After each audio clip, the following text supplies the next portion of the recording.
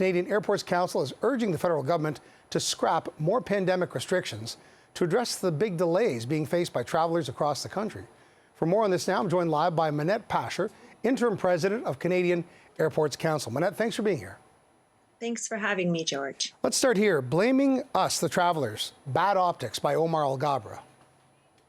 Yeah, I mean, there's a lot of issues at play here. And I think the biggest issue is probably our worker shortage. But in terms of international travel, really, our airports can't easily facilitate these public health requirements as we've gotten back to regular travel.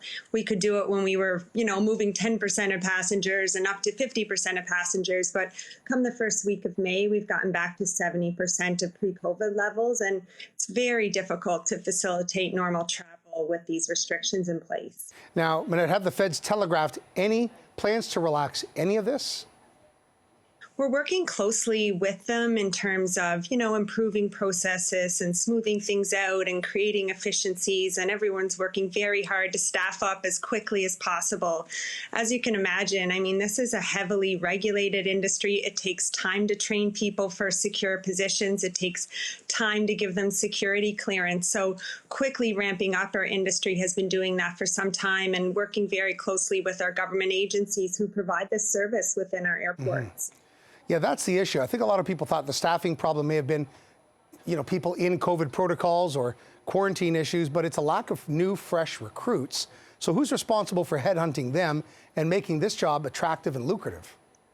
Yeah, I think when we're looking at the screening for pre-departure, there's a couple different things going on. But when we're looking at screening for pre-departures, that service is delivered by CATSA. They have service providers across the country, and they've been working very hard to recruit quickly and train, and they've streamlined some of their training processes. So they're working quite closely with us and airlines and government to improve things quickly. And I think this, some of these issues really come back to pre-pandemic as well. And we need to modernize our screening processes, create a true trusted traveler program, and government is working with us on that. And I think we're going to get to some solutions for that. But our biggest issue, sure, go ahead. No, you go ahead. I was just going to say our biggest issue really at Pearson is in regards to international arrivals and the need to remove testing from our airports and some of these public health requirements. 62 countries around the world have already removed testing and some of these measures. And we really need to look to do that in Canada in order to ramp up and have a summer.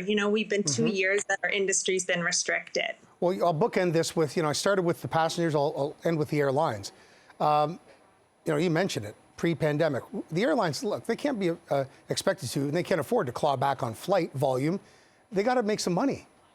Oh, absolutely. I mean, our airports do too. We would never want our airports, our airline partners, our airports, and nor would government to need to claw back in order to smooth out this travel process. We're going to work together and we're going to find the solutions to make things better for the summer. And I think, we've lost a lot of money over the last 2 years. Our airports have taken on $3 billion in debt. We need to get back to business too, and we need to facilitate travel so we can recoup and recover some of those losses. And the airlines are in the same boat, so no one is wanting to restrict travel, that's for sure. Well, in the interim, some people will have to wait a little longer on a plane or in a lineup, and the Buffalo International Airport is going to be like O'Hare probably for the next little while anyways. Manette Pasher, thanks for your time. Thanks for your time, George. Appreciate it.